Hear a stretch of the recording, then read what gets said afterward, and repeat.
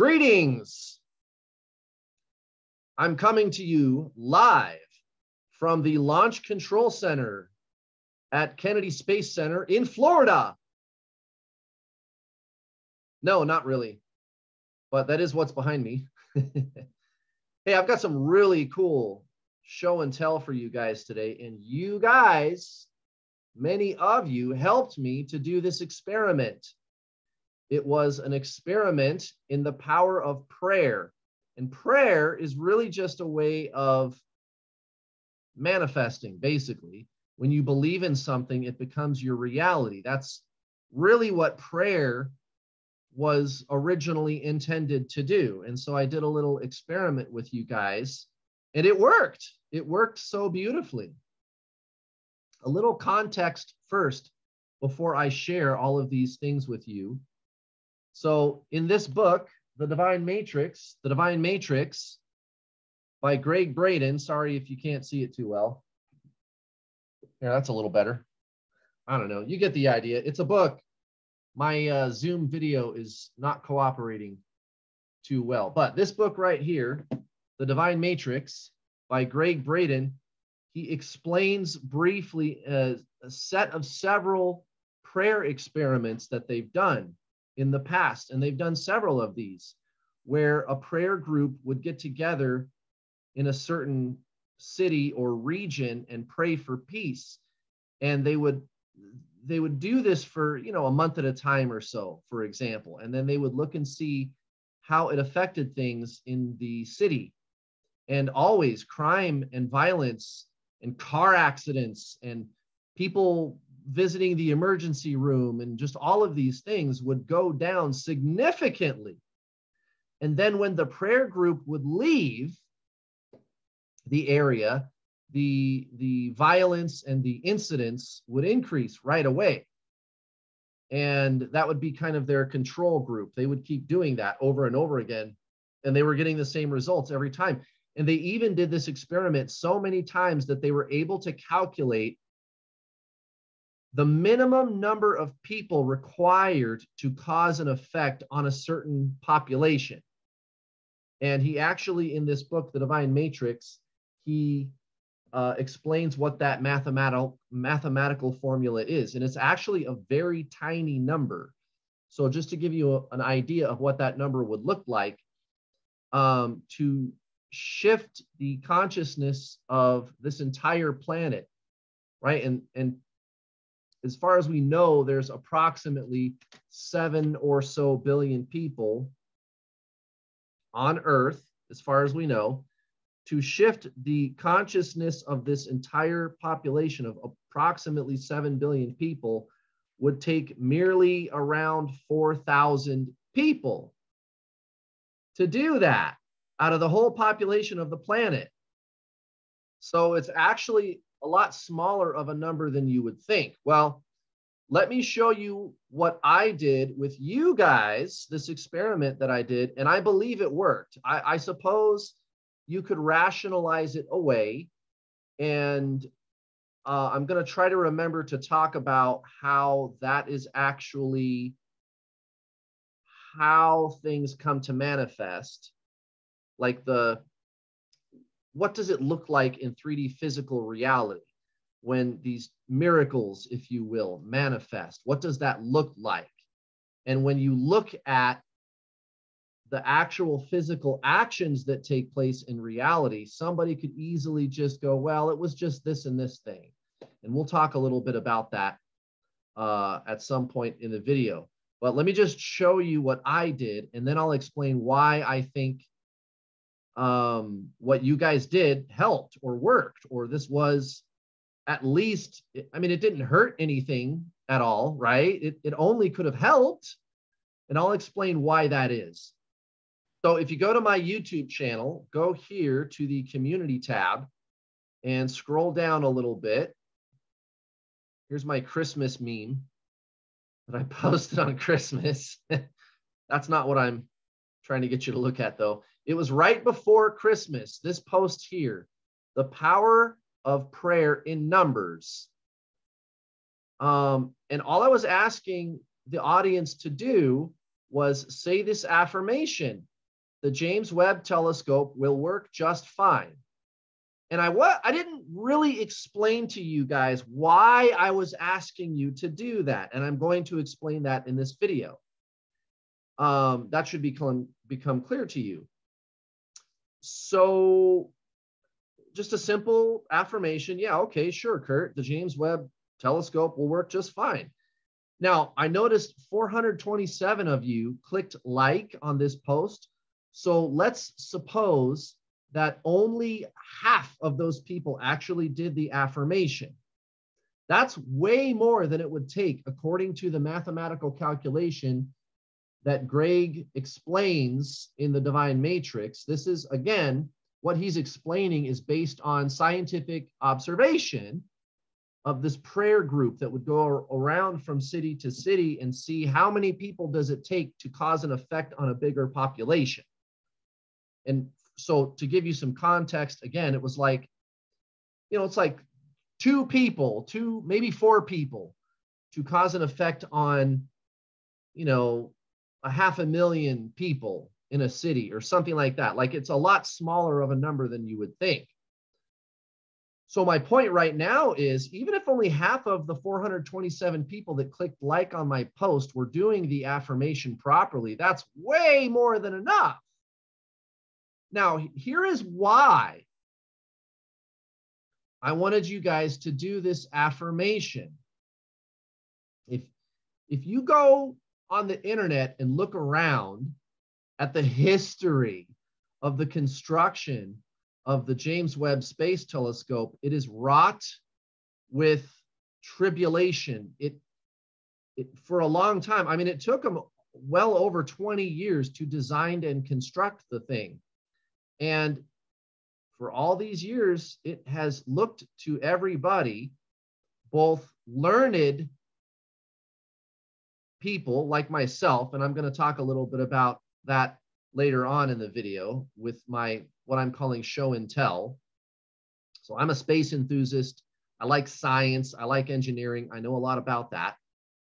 But also to the casual observer who was looking at the situation over the last 20 plus years as they were building the James Webb Space Telescope, it was starting to look like a boondoggle. Like, it's going to be a disaster. They're going to put the thing out there in space and it's not going to work. And there's not going to be anything they can do about it. Because the James Webb Space Telescope, they have to put it so far away from the Earth, there's no way to fly to it and fix it if something goes wrong. So, and it was $10 billion to build the thing, by the way. And it's the most sophisticated thing that humans have ever built in history. The James Webb Space Telescope, formerly, I think you could say that the space shuttle was the most sophisticated thing ever built by humans. And we lost 2 space shuttles in, a little over 100 missions. That's not very good odds, guys. Why? Well, because the space shuttle was way too sophisticated. And of course, things went wrong. Now, during the accident investigations for both space shuttle tragedies, it was discovered that NASA actually was aware that these problems were going on. And if you want my opinion about why that happened, I would take you into a conversation about like political pressure, basically, which is no excuse, but that's kind of, I think, what happened. Like, why did NASA get sloppy? And the same thing is exactly what was starting to take place with the James Webb Space Telescope. That's what I'm trying to tell you, is there was pressure for them to get the thing built and launched and put into space. And because of the political pressure, you start to notice over the course of the years, over the course of time, the way things were going during the construction of it, they were making some very amateur mistakes when they were constructing the James Webb Space Telescope. And even me, I'm looking at what's going on over the last several years, and I'm like, they're going to screw this up. They're going to launch it into space, and the thing is not going to work. It's not going to work. It's not going to work. It's going to be a disaster, and there's not going to be anything they can do about it. And the reason it's a boondoggle is because it costs so much money. It was a fiasco that drug on for decades. And then they put it out there in space, and the thing's not working right at all. Now, realistically, what I thought was really going to happen was they were going to put it out there into space, and it was going to work okay. Like, there were going to be some really major problems that would drastically inhibit the quality of what they could have gotten out of the James Webb Space Telescope. So they could have gotten it to do something. NASA engineers have a way of knowing how to salvage things, okay? Even when it's too late, so to speak.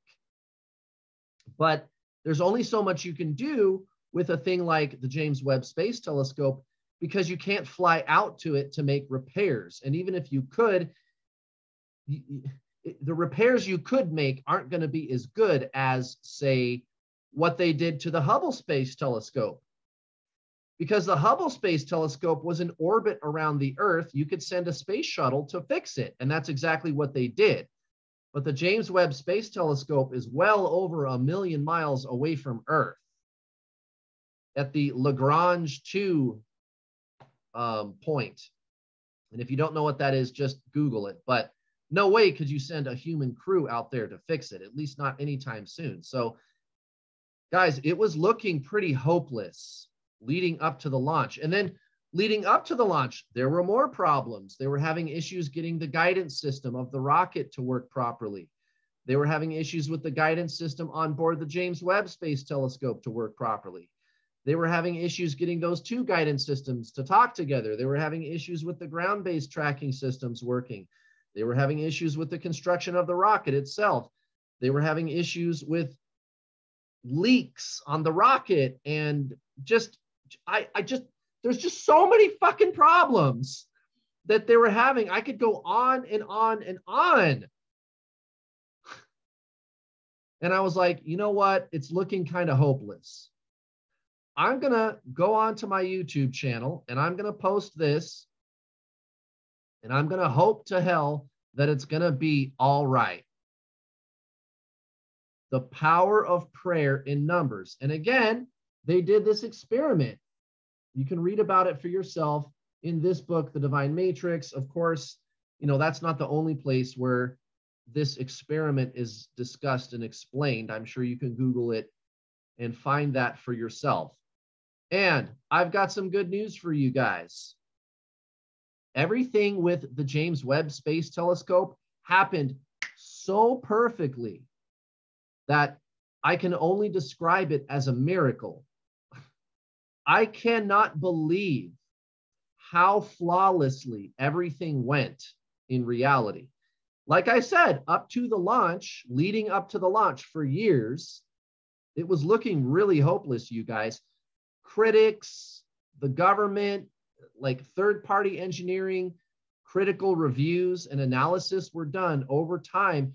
And they always came back and said, you guys are really screwing this up. This is a disaster, and you're not even halfway done building the thing yet.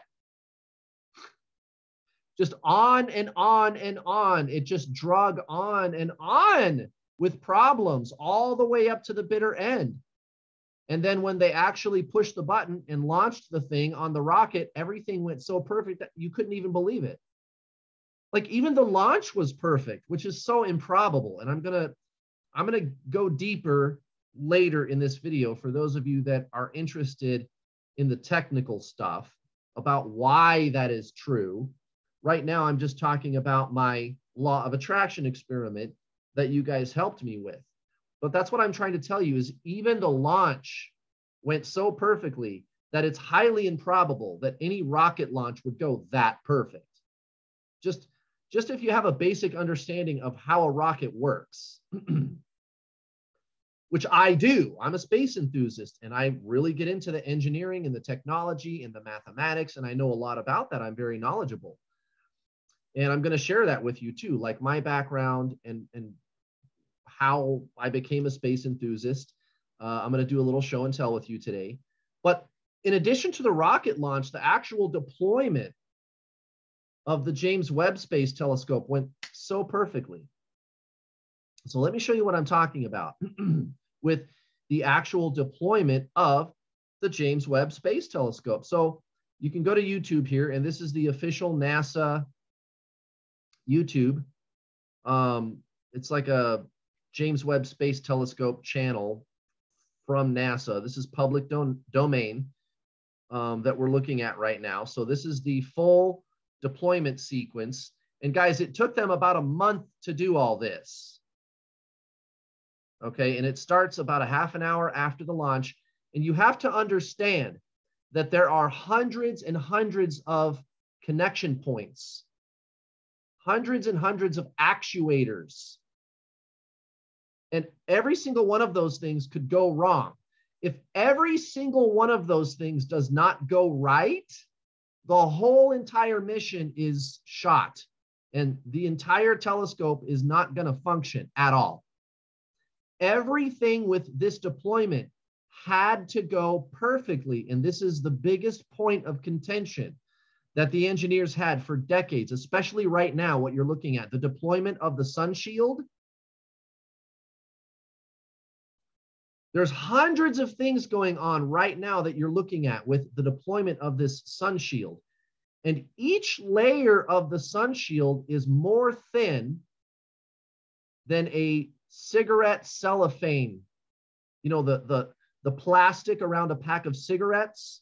Each one of these sun shield layers is more thin than the plastic that they use to wrap a pack of cigarettes, the cigarette cellophane. And when they were building the James Webb Space Telescope and they tested the deployment, they actually tore the thing. They ripped it. And they were like, oh shit, are we gonna even be able to do this right? And even like making the mirrors was a point of contention. Like the gold coating on the mirrors themselves, the individual mirrors, it was a problem, you guys. And I'll show you what I'm talking about. Everybody was really nervous about the James Webb Space Telescope mirrors too, not just the deployment, the launch, the deployment, the mirrors, everything about this telescope.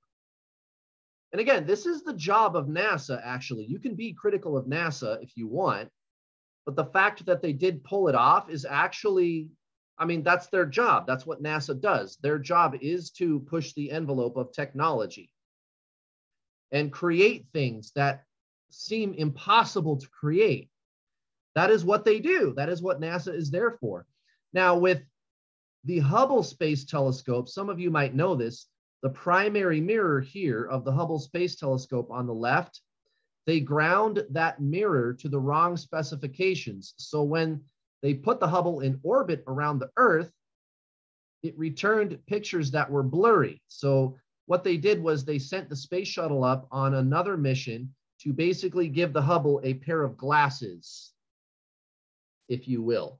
They installed a box in the Hubble back here in the equipment bay called CoStar to fix the blurred light, the blurred images. They installed like a set of optics to correct.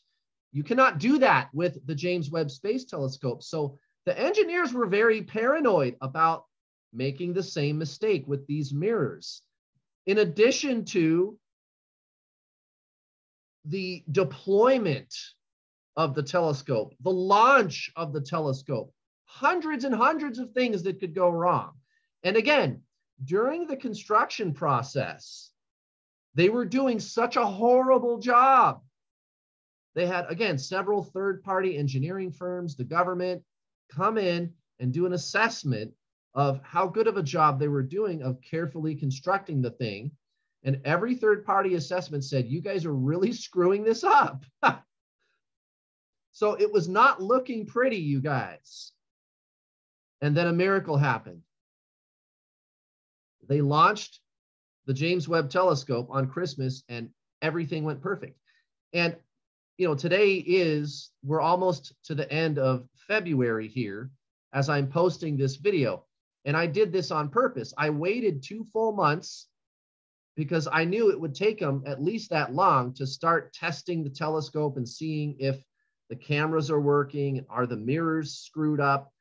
And they're not. Everything is working. Everything is working perfectly, flawlessly, actually. It's amazing. They're finally getting the first test pictures back, and it appears that everything is working exactly the way it is supposed to.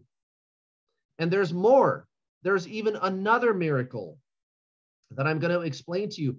How perfectly the launch went caused the James Webb Space Telescope to double or triple its life expectancy because of the launch. And the fact that the launch went so perfectly is so highly improbable. And again, I'm going to get into the technicalities of that in just a moment. But now that I've given you a high-level overview, let's wrap up this first portion of this video right now.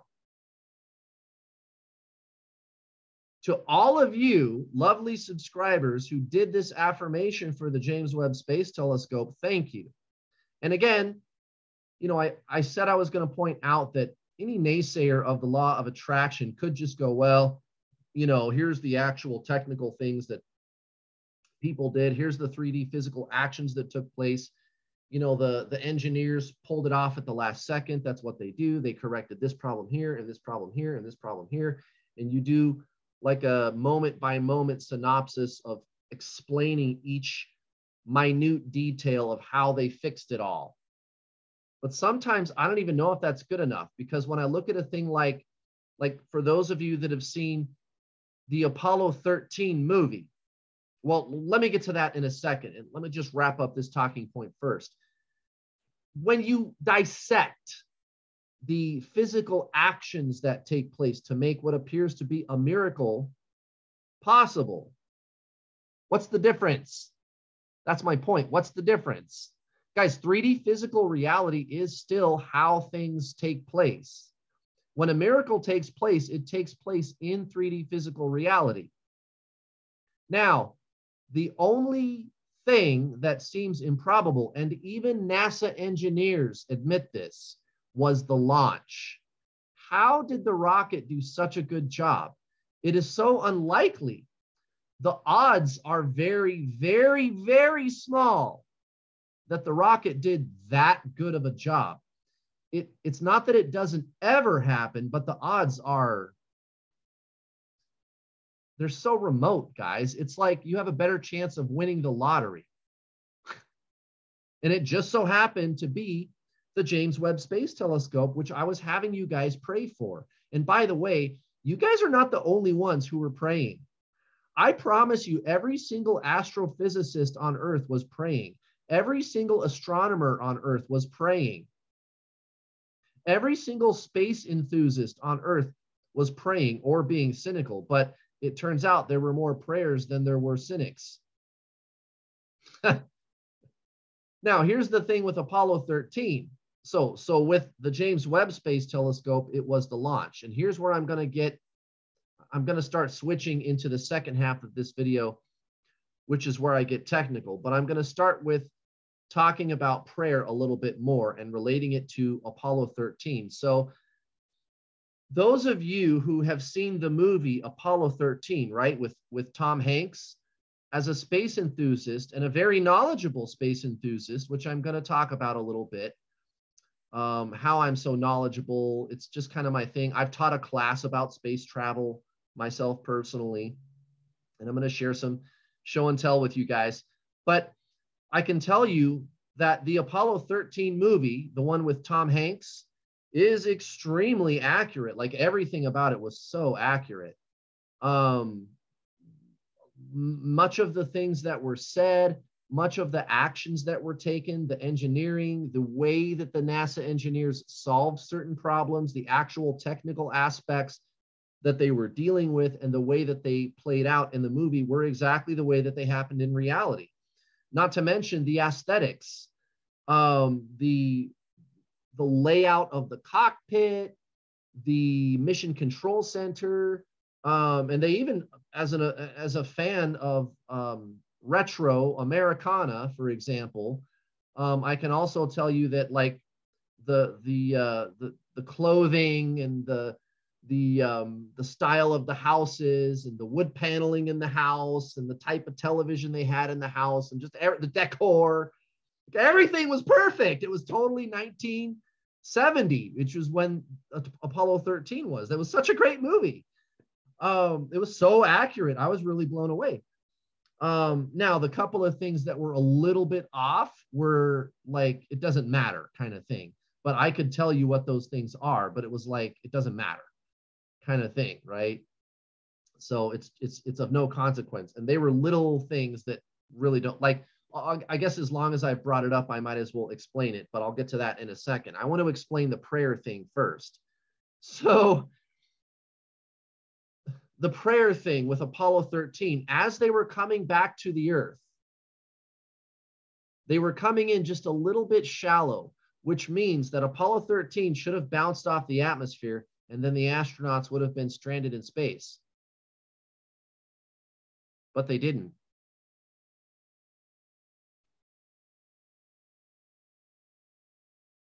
At the very last minute, a miracle took place. The spacecraft was coming in shallow. It's entirely possible that the thing should have skipped off the atmosphere. Also, the radio blackout lasted about 1 minute longer than it should have, which is really pushing it. Really, really pushing it. Usually when you get to about 45 seconds, it's over. You know you've lost the spacecraft for sure.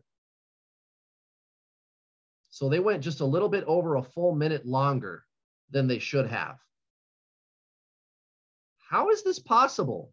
If you understand the technical engineering reasons and also orbital mechanics, which I've actually taught orbital mechanics to people, I'll show you a little bit about that in a second.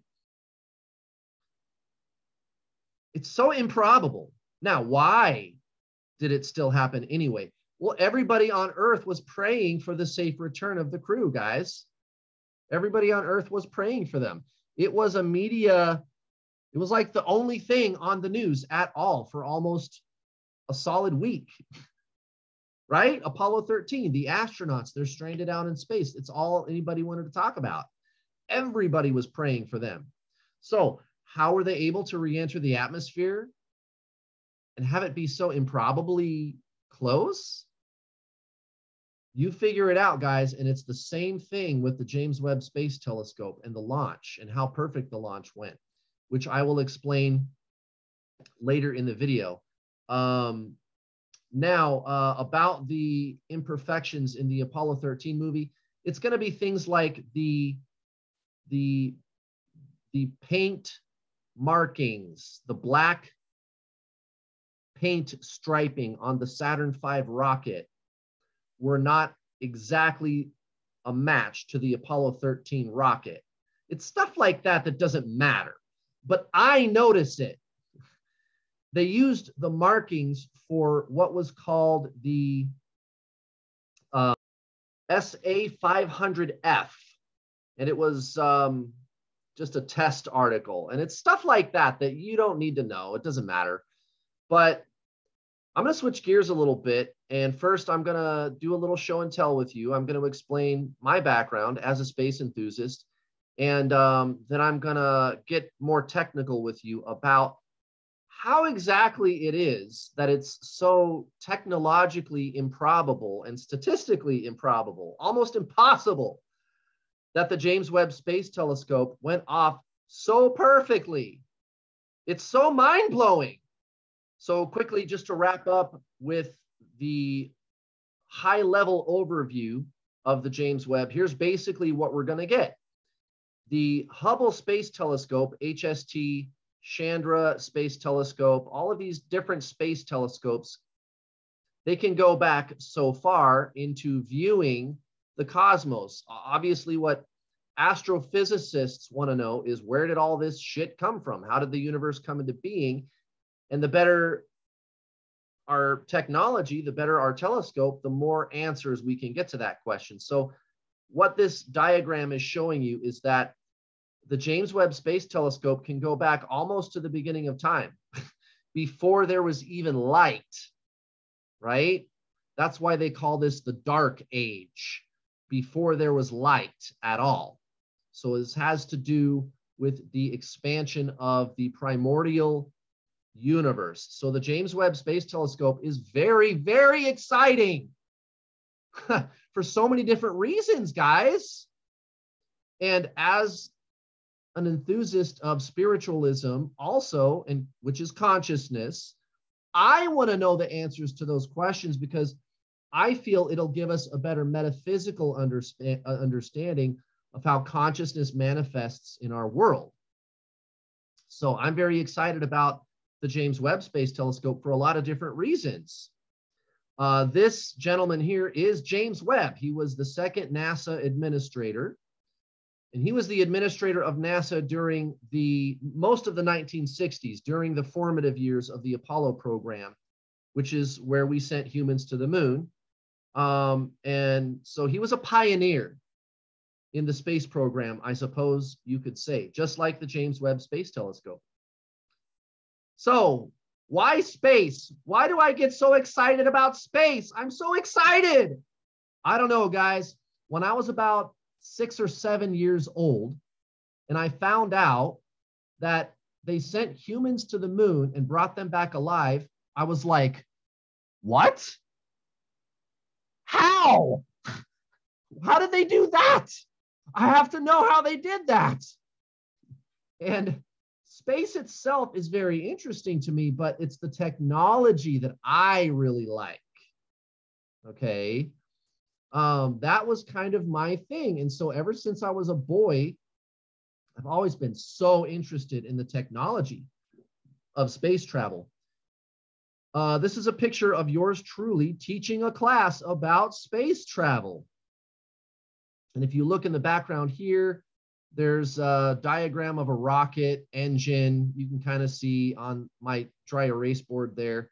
This here on the television screen is a diagram of the Van Allen radiation belt. I was probably explaining how it was discovered. It was discovered by the Explorer 1 satellite, the very first man-made satellite that was launched by the United States, January 1958. I think I taught this class back in 2016. And this is me drawing an explanation of orbital mechanics, just giving a high-level overview of how that works. So here's a flyer that I prepared for the history of space travel class that I taught. Okay, astronaut autographs. So now a little bit older, when I was old enough to read, right? So now we're looking at maybe 10 or 11 years old. I started writing to actual astronauts, and I'm asking my childhood heroes for their autograph. And so, of course, here is Neil Armstrong, the very first human to ever walk on the moon. He sent me a signed autograph, and I was probably 10 or 11 years old, right? Charlie Duke, he also walked on the moon on Apollo 16. I got his autograph. However, I got his autograph about 3 years ago because I met him in person. And I met him in person here at Space Fest, which I'm going to talk a little bit more about in a few moments. Space Fest. And guys, this was my childhood dream.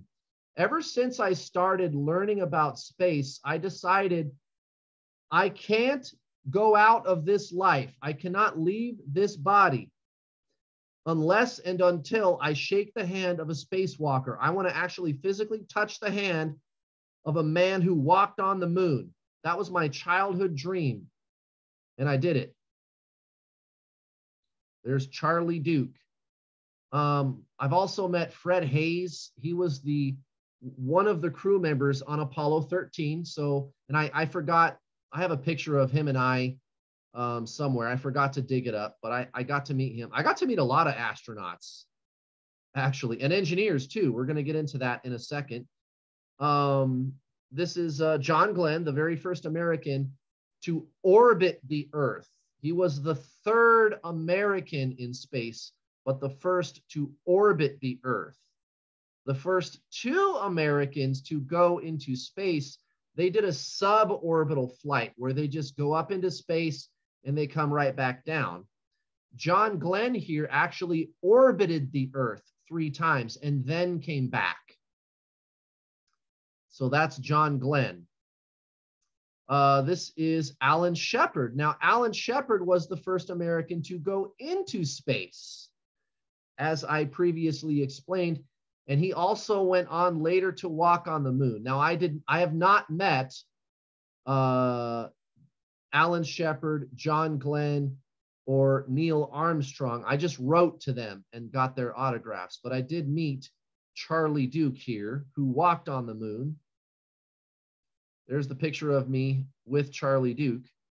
But I was still thrilled to get their autographs. Okay, Chuck Yeager. Now, Chuck Yeager, he did not go into space, but he was the first person to break the sound barrier in the X-1 rocket plane. If any of you have seen the movie The Right Stuff, he's one of the main characters, and he's kind of the main character, if you will, in that movie. And he actually did not really want to go into space. NASA asked him, they invited him to join, and he said, you know what, I don't know. I kind of just like flying airplanes. And that was that. That was what he liked to do. But he was a real pioneer, guys. If we had not perfected a lot of the technologies developed in airplanes, jet airplanes, rocket airplanes, the X-15 rocket plane, and those types of things, I don't think we would have gotten into space at all. So a lot of that technology we actually used to build spacecraft. Okay, so this is the Apollo 8 crew. So Apollo 8 flew to the moon, orbited the moon, and came back to Earth. They did not land on the moon, but they were the first people to leave Earth orbit and go to the moon. And they did it on Christmas 1968. So I got the commander of the mission, Frank Borman. I got his autograph. This fella here on the left, that's Jim Lovell.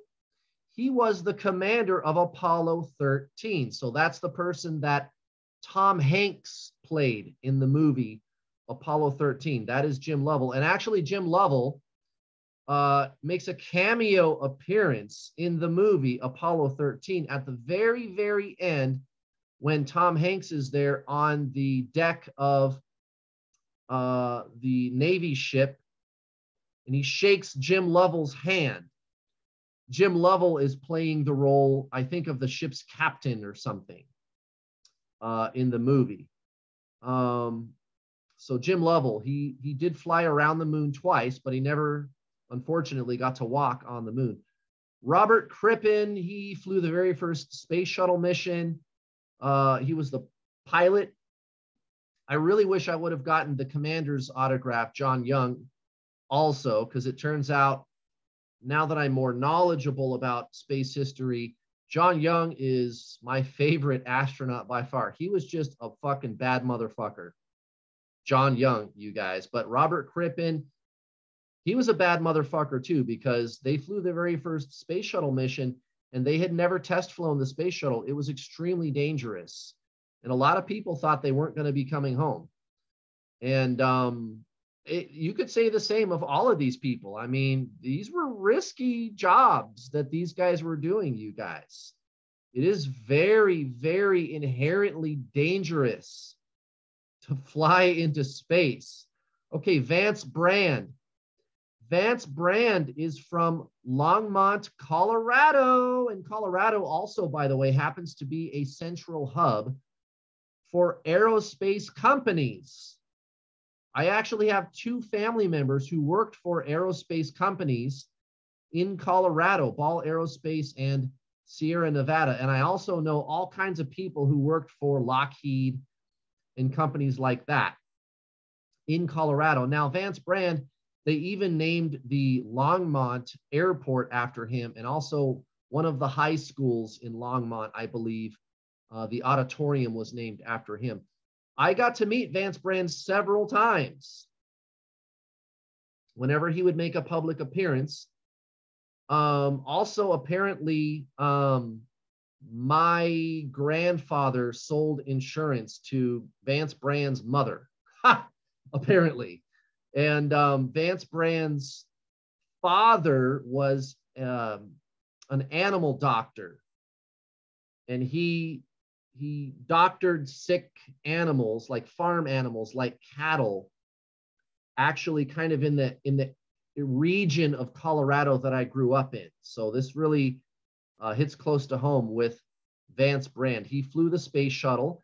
He also flew the Apollo-Soyuz test project mission, which was the last Apollo space mission, where we went up into Earth orbit and we rendezvoused and docked in space with the Russian Soyuz spacecraft in 1975. It was the very first time.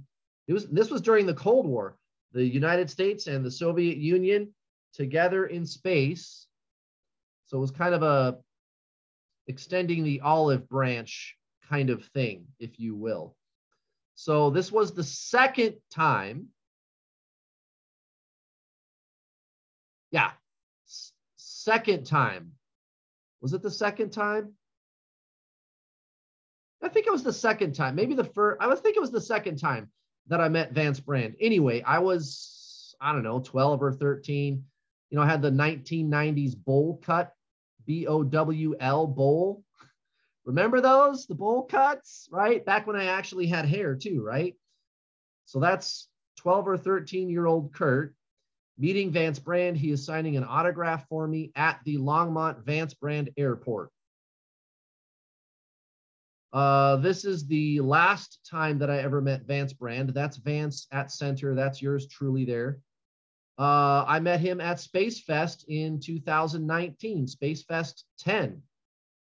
So I got to have lunch with him. I also got to have dinner the next day with another astronaut.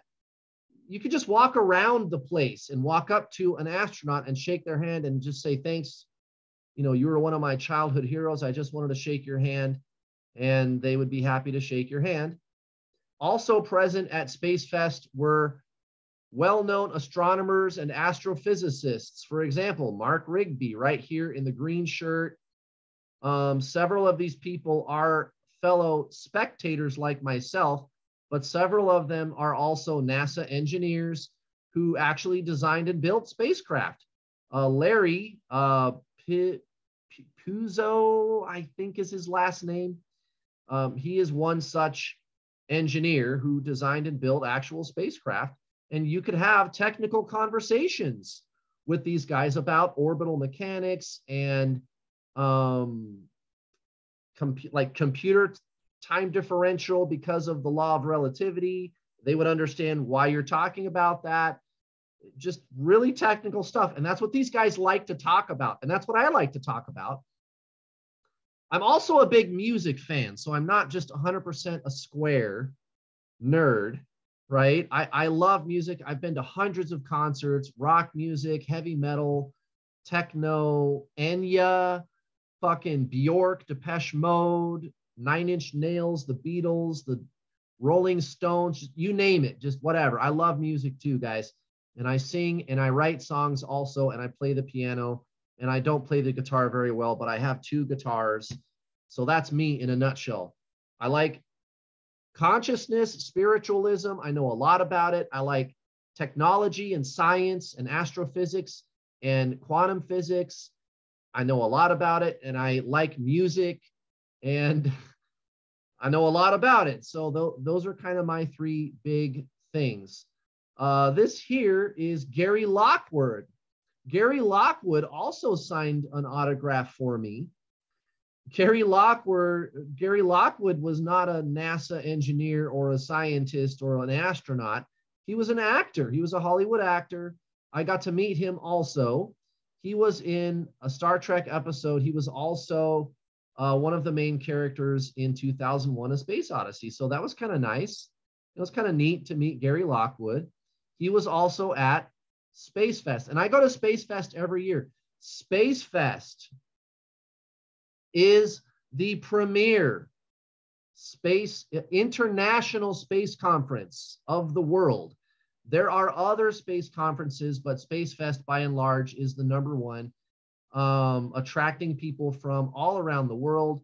The NASA, the US Space Agency, the ESA, the European Space Agency, and also the Canadian Space Agency and other international space agencies, engineering firms, Lockheed, Boeing, Martin Marietta. I'm not even sure if Martin Marietta is around anymore.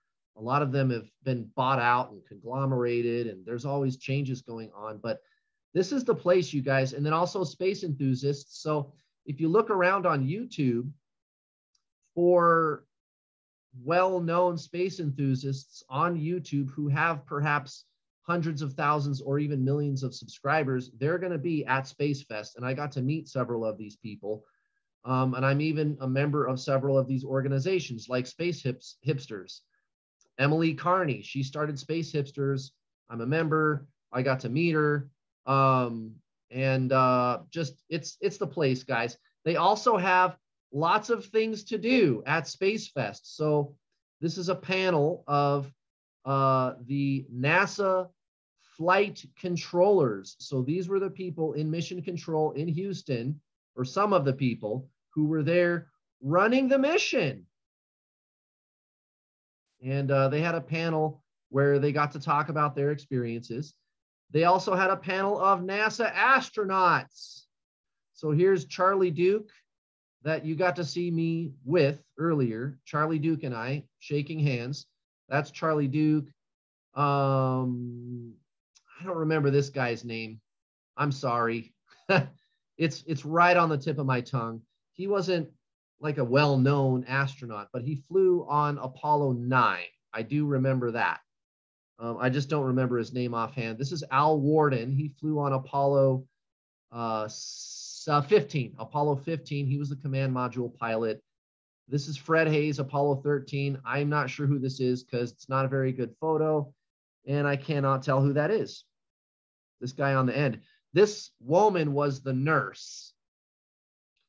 And they just invited her to come along and share some funny stories.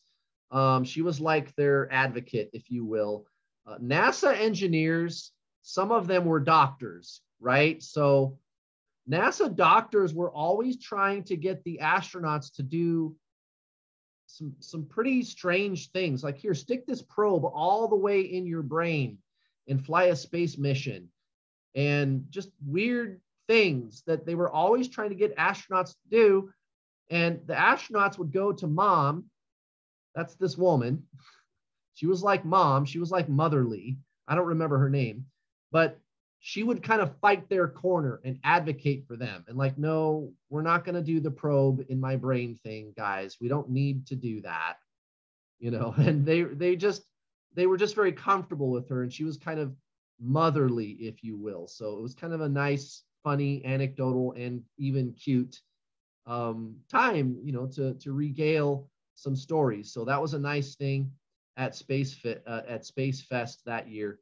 Also, they had other presentations. Obviously, this here is Pranvera Hiseni. She's an astronomer from Kosovo. Very, very knowledgeable. She even has her own near-Earth object that has been named after her. She gave a presentation, very interesting to watch. This here is Ronald Mallett. Now, Ronald Mallett is a physicist.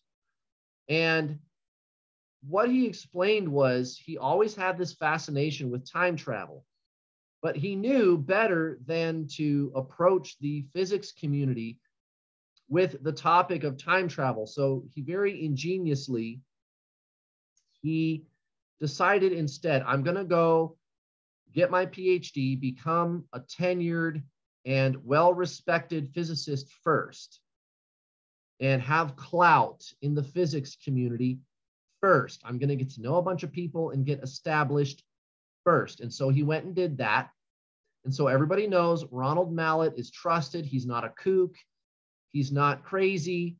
And then it was at that time that he said, okay, I'm going to start studying time travel, and I'm even going to find people to partner with me so that we can do an actual serious and scientifically sound study of the topic of time travel. And now he's the guy to talk to about time travel. And the problem with discussing time travel to a physicist is, to a physicist, that topic is a little cringy because it seems esoteric and it doesn't really seem to be grounded in actual science. So Ronald Mallett has done a good job of changing that. And he gave a presentation at Space Fest. So every year, Space Fest, if you get the opportunity to go, if you like space, it's a little expensive, but I would highly recommend it. There's a lot to do there. There's also a large offering of space art. I purchased some actually while I was there. Lots of luncheons and dinners and presentations and photo ops, and it's kind of a lot of fun for somebody like me who really likes this kind of stuff. So this was the, I've been to Cape Canaveral. This is one of the times that I went. This was my first time. This was in 2004. This is the main spaceport in the United States where they launched all the missions to the moon and the space shuttle. They've all been launched from there. This was, so my first trip, I timed it with an actual rocket launch, right? So this was the before and after shot, if you will. And you might notice the picture is a little grainy. That's because it's a scan of an actual photograph. I shot these pictures on actual 35 millimeter film. It's kind of my thing. I forgot, oh, darn it, I forgot. I took a picture of a total eclipse. I should have dug it up for you, but that's okay. Maybe I'll, I don't know how I can dig it up. Well, that's okay. I took a picture of a total eclipse one time with a 35 millimeter film camera, and it really turned out well. It was awesome, actually, to do that. I drove all the way to Wyoming. Anyway, I got to watch a rocket launch while I was there. This is the before picture. You can kind of see the searchlights coming out from behind this hill. And then there's the Atlantic Ocean in the very bottom, the foreground. So I was probably about 8 or 9 miles away from the launch pad. So I left the camera shutter open long enough to get this effect. This is called a time-lapse photograph, right? So I got 50 speed color film. Film was kind of on the way out in 2004. I had to drive to like 3 different towns to find somebody that still had some 50 speed color film because they kind of stopped making it. Somebody might still be making this stuff, but it's going to be hard to find still. And this was over almost 20 years ago. But I found some and I got this photo. I had a tripod set up. I left the camera shutter open for, I think, maybe 15 seconds. And so you got this nice arc of the rocket going up. Pretty cool. And this was also something, this was one of my boyhood dreams also. So I wanted to meet a moonwalker and shake his hand. And I wanted to take a time-lapse photograph of a rocket launch. I saw it in a book that I had when I was a boy. And it was a very old book, actually, from the early 1960s. I think it was 1962 when the book was published. And they had something just like this in that book. And I was like, I'm going to do that someday. And so here it is. And then this is just some of the artifacts that they had around. Again, this is a picture I took at the Kennedy Space Center. This is the Gemini space capsule. It carried 2 people. Not a lot of people know about this. Gemini, they called it Gemini. They kind of, if you're an insider, if you're an engineer or an astronaut, for some reason they decided to call it Gemini. just to be different, I guess.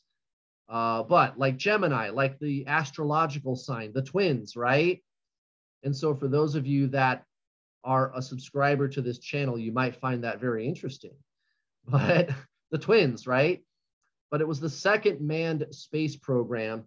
And not a lot of people know about this. This might seem boring to you because we didn't actually fly Gemini to the moon.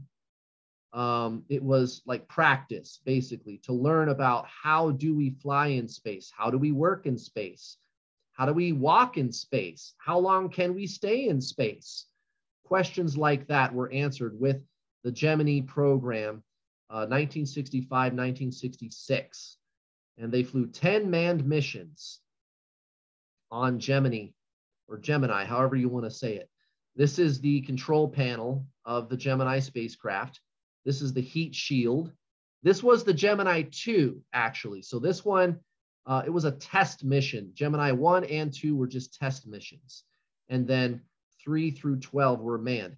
So this was the, I believe this was Launch Pad 39B. It was probably 39B. That was the one that they tended to use a little bit more often. There was Launch Pad 39A, and there was Launch Pad 39B. This was probably 39B. This was 2004.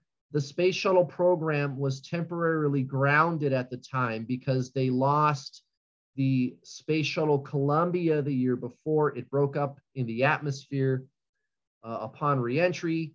So there were no missions flying at the time, but this is the setup for the space shuttle missions. I just recognize the gantry tower and the two little props on the launch pad itself. This is for launching space shuttles. And the reason I know that is because I know what that is. The setup for, say, the Apollo Saturn missions to the moon look totally different than this. And the same is true of the SLS launches that they're going to be doing. So that's just kind of my thing. But I took a bus tour. They took us on a bus around the launch pad, and I snapped this picture with a telephoto lens, right? And then this is, they call it the rocket garden at the main visitor center. So I took pictures of all these rockets. That's a Thor Able. That's a Juno 2. That's a Jupiter C. This is a Gemini Titan over here. You can see the tail end of an Atlas, or a Saturn 1B.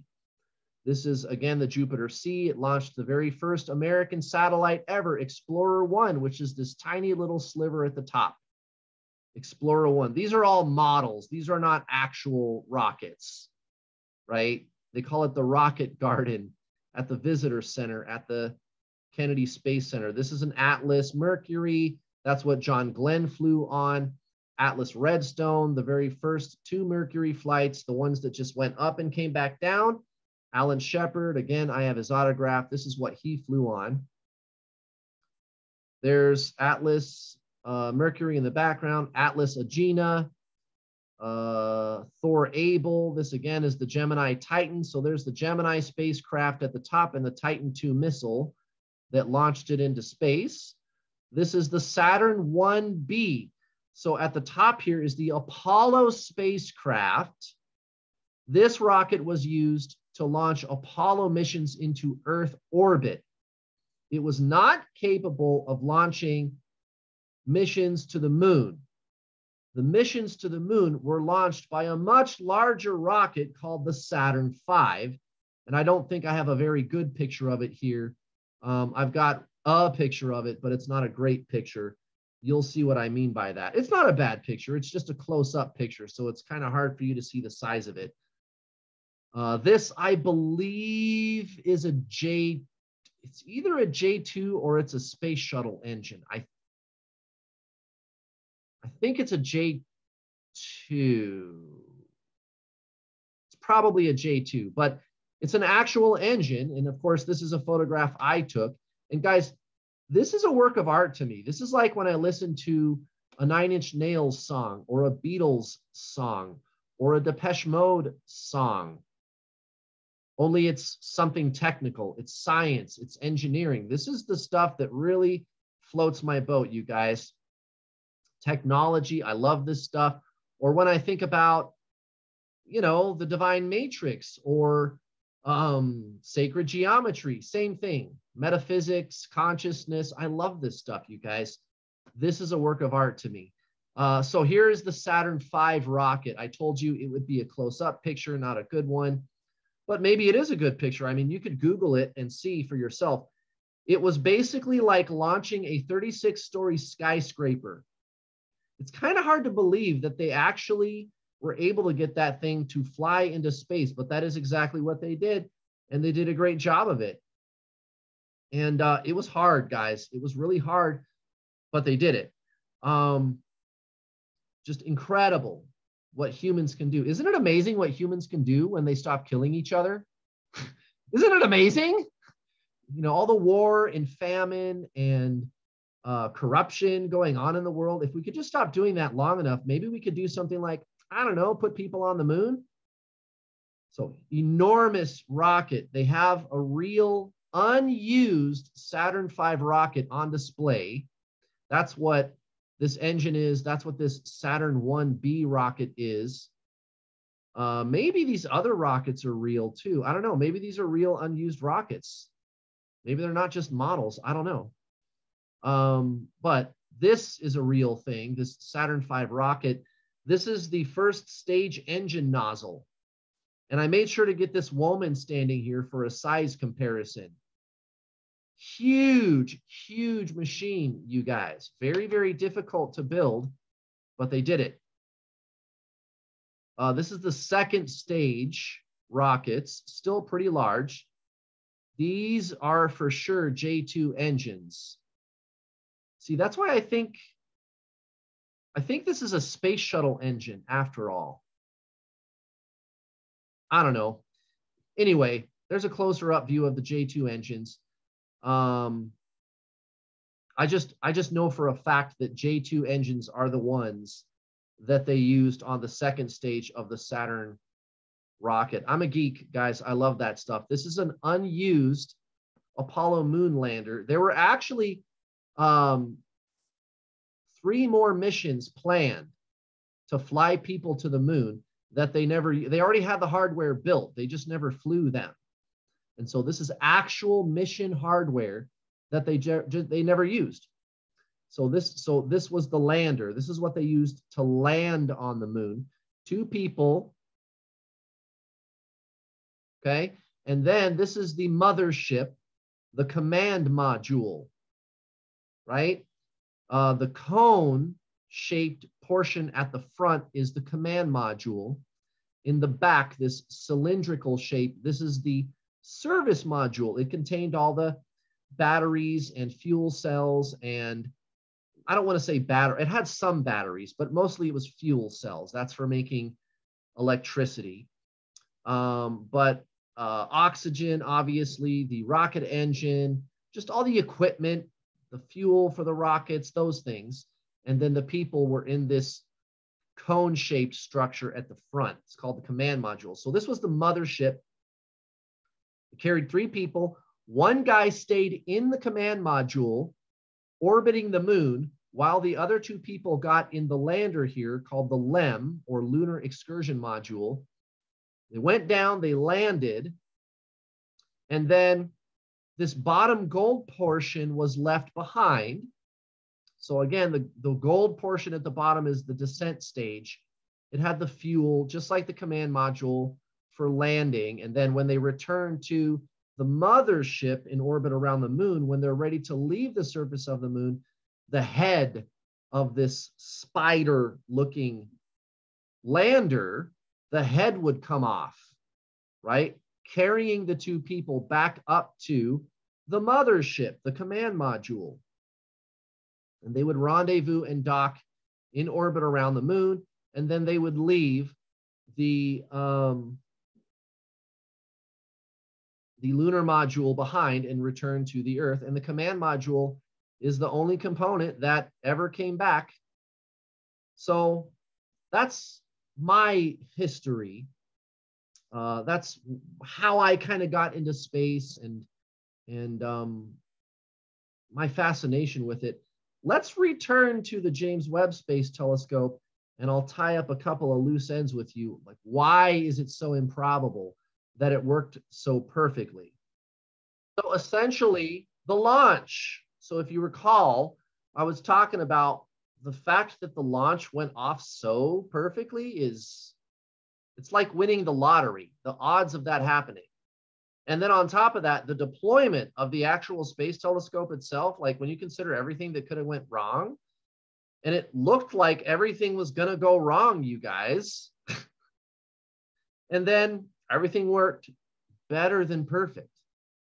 So the James Webb Space Telescope, the expectation was that for us to derive the full benefit from the James Webb Space Telescope, to accomplish the mission that we're setting out to do, to gather the data that we want to gather with this instrument, is going to take at least 5 years.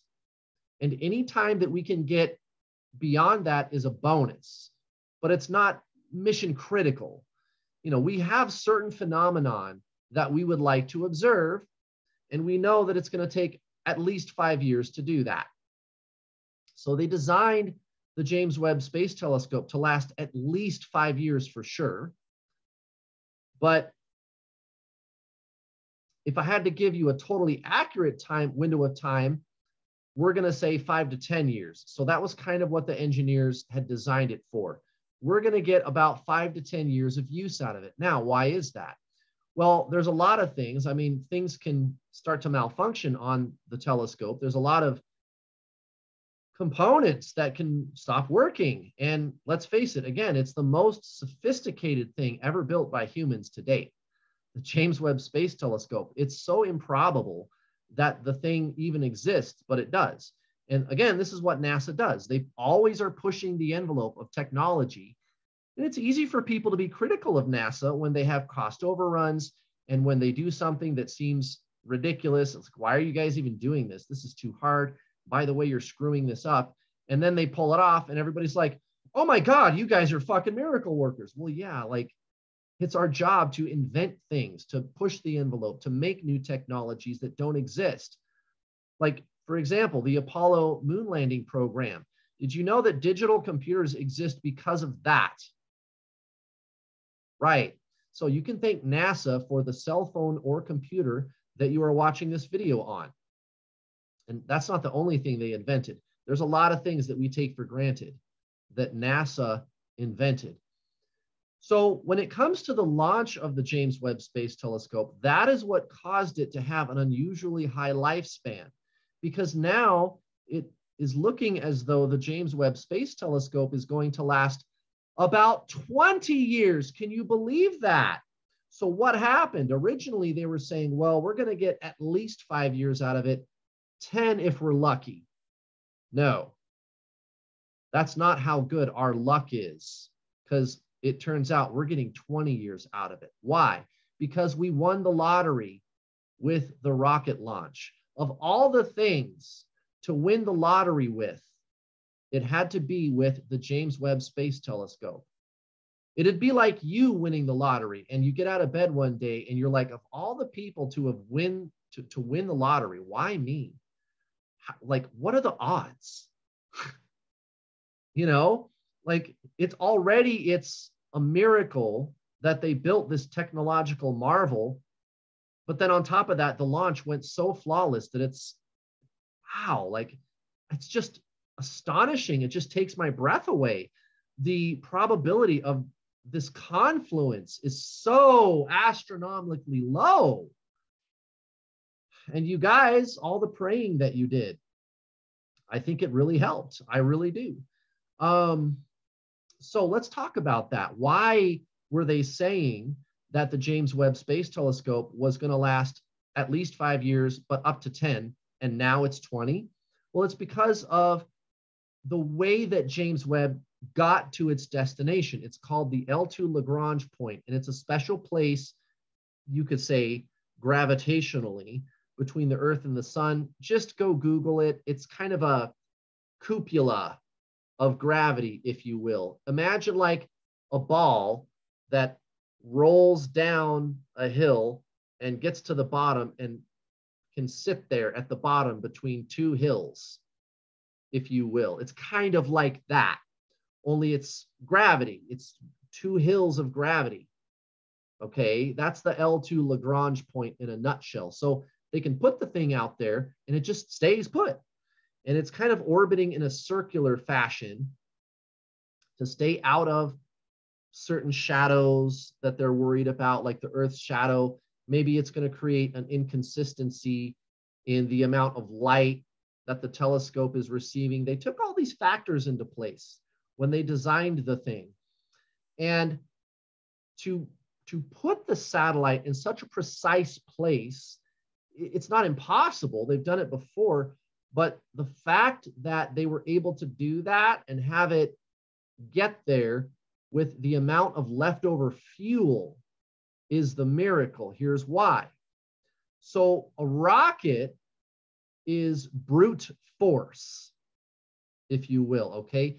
A rocket is not really able to be as precise as like a smaller little tiny rocket thruster motor on a satellite, like a little, like literally this big, like a little rocket motor thruster, a little tiny,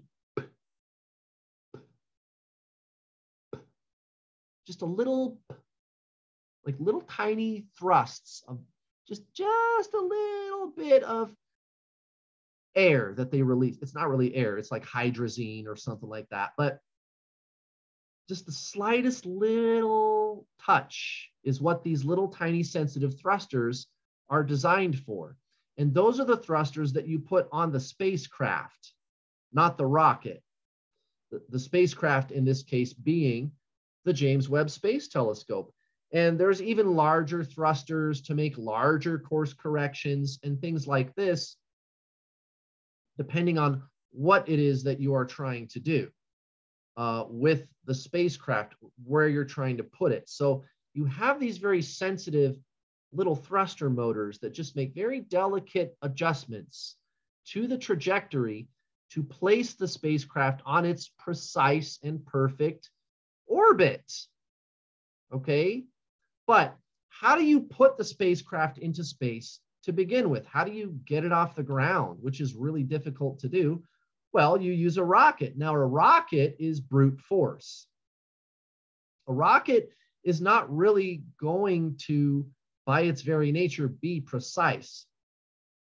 There is no need or way to design a rocket to do that.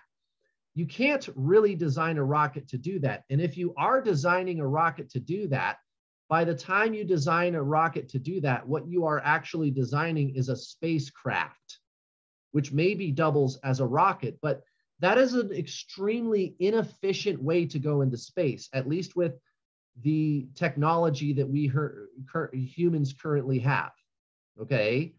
The most efficient thing to do is to build a rocket, and the rocket's job is to put a spacecraft into space, and then you get rid of the rocket and all of its engines and all of the weight.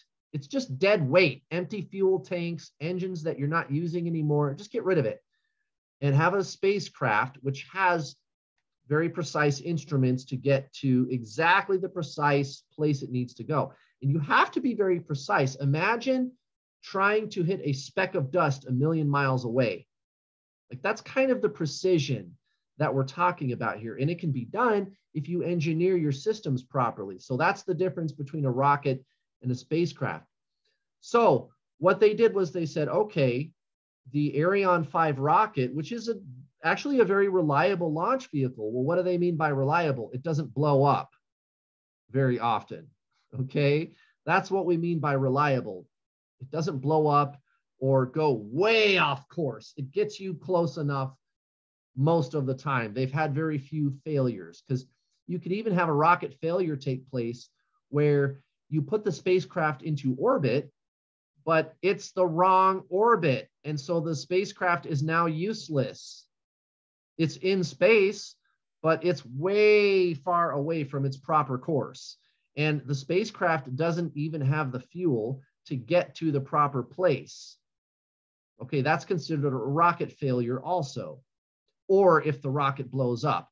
So the Ariane 5 rocket has a very good success rate, but it is still a rocket. It is still nothing more than brute force to get you generally on the right course enough to where now the spacecraft can take over and make very fine adjustments over a period of a month, let's say, to get the satellite perfectly where it needs to be. Okay. And they designed the James Webb Space Telescope as they design all spacecraft. They design it to take enough fuel with it to account for course corrections so that you can get the spacecraft properly and precisely to its destination, which again is very difficult. It's like hitting a speck of dust a million miles away from the Earth, right? And the expectation was, well, we only need to get at least 5 years out of the thing.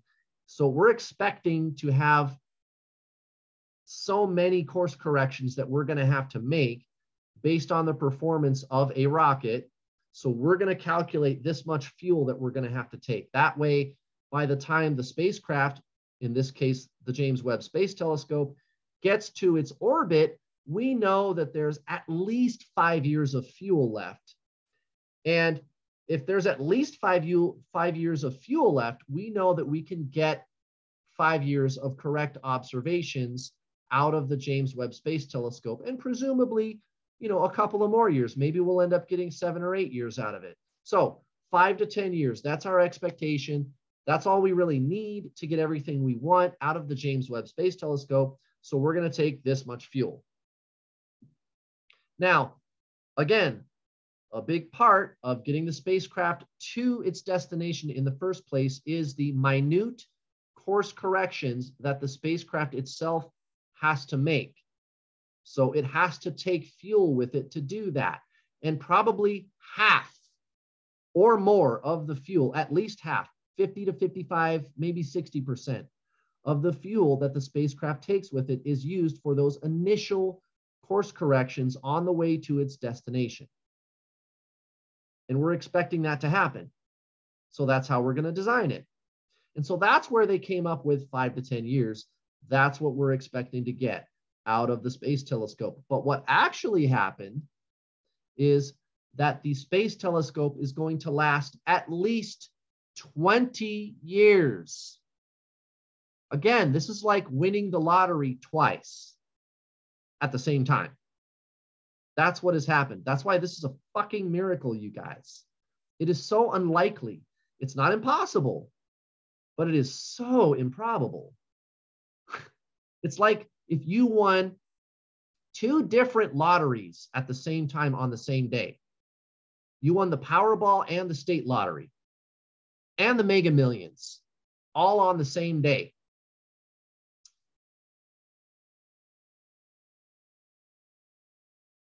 How is that even possible? Okay, well, are the odds of that happening 0? No, but they're not very good.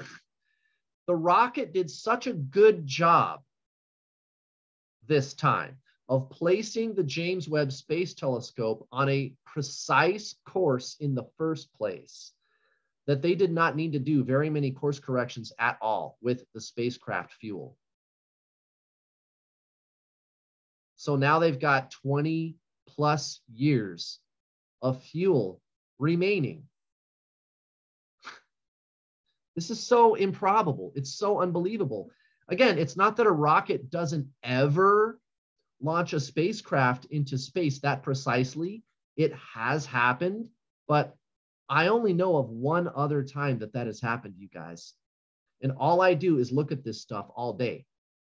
There's probably been other times that I've never heard of, but I do know enough about space technology to tell you that it's probably 1 or 2 other times that that's ever happened, ever.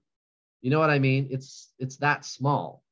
The odds of a rocket, again, is brute force. It's designed to get the thing into space good enough so that the spacecraft can take over and make the more precise corrections. Okay, that's all the rocket can do. That's what it's designed for. You don't need to take it with you. You have the spacecraft do that stuff. there have been a handful of times when a rocket, by the grace of God, did do a precise job. And still, it's not even totally precise. I mean, even James Webb still had to make a couple of course corrections, but nothing like what they were expecting, you guys. Nothing at all. It's so improbable that this has happened. And then on top of that, once they got the satellite to its destination, they found that everything had deployed perfectly. And that was another miracle because, again, while they were building the thing, there were so many problems. And they did all these independent reviews where they said, you guys are fucking screwing this up. You're going to put the thing out there and it's not going to work. This is going to be a boondoggle. What are you guys doing? These are amateur mistakes. What are you guys doing?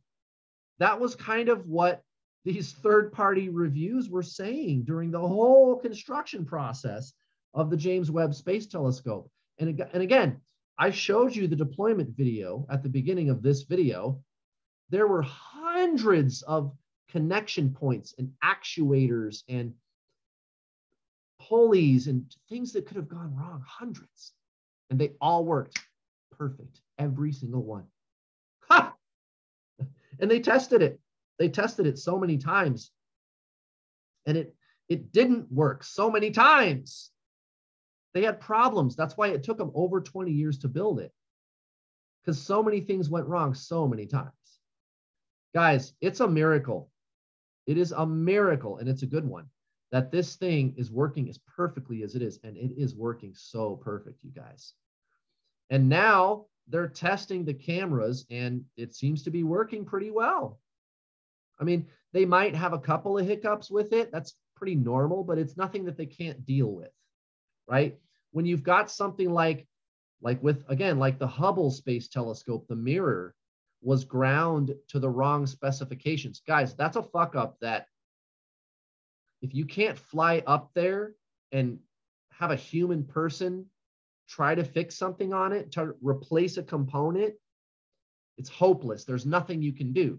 And that's the thing about the James Webb Space Telescope, is it is so far away that there's no way, we don't even have spacecraft that are flight ready to do that right now. I mean, maybe in about 10 years, we could fly an Orion out there or something, or maybe 5 years, maybe we could do that.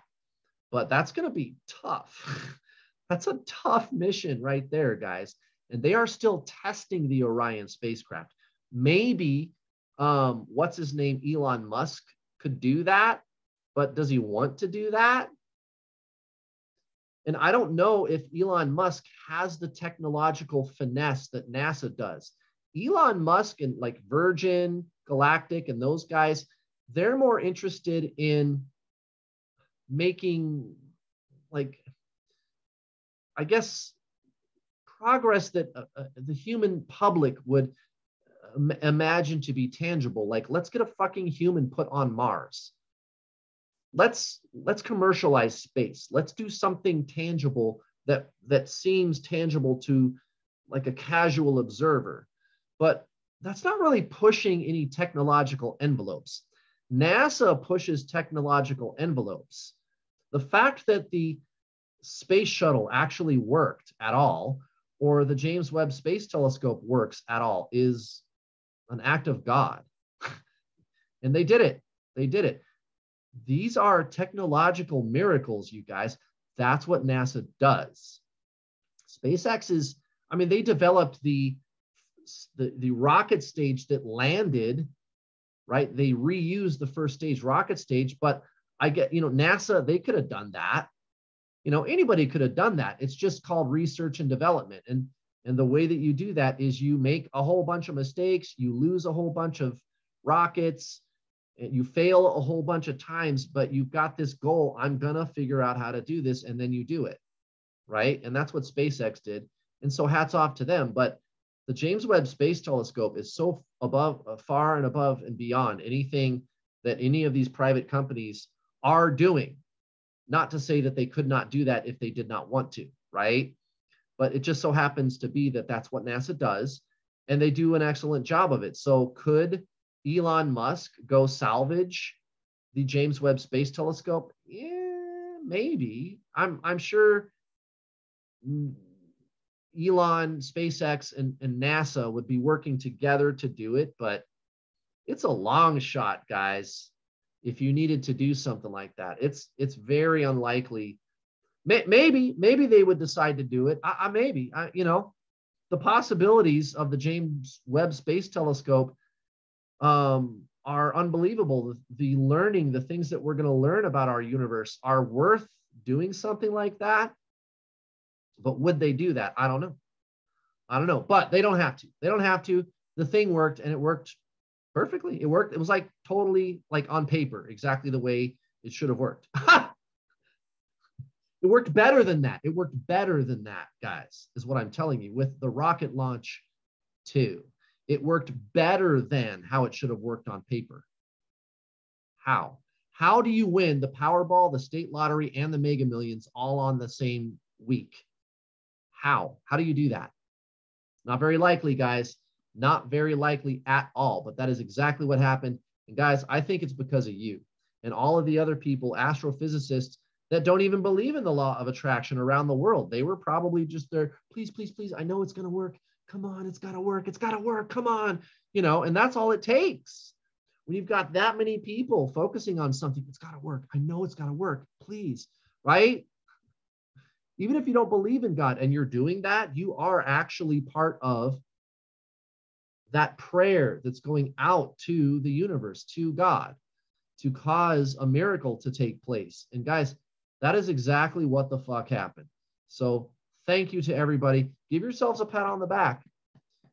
You earned this. This is something that is going to benefit humankind for well over 100 years. The knowledge that we're going to learn about our universe, guys, this is so unprecedented. This is a really big deal, the James Webb Space Telescope. And sometime between 5 and 10 years from now, they're going to start to really dig into the data and start to understand what it is that they are looking at. It's going to take probably 5 to 10 years before they're going to start learning what it is that they are seeking through the James Webb Space Telescope. It does take time to dig through that data, but when they do, it's going to be mind-blowing, guys. So get ready. Guys, thank you so much for watching.